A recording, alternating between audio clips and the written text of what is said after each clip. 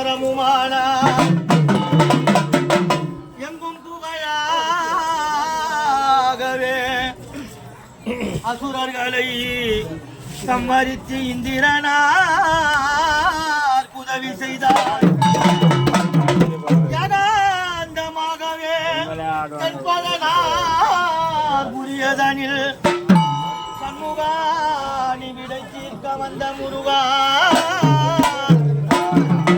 மங்களகரமான தனிகை திருப்போர் உருவாள் சங்கரா தனிகை திருப்போர் உருவாள் அந்த மயிலும் தனை அமர்ந்தார்.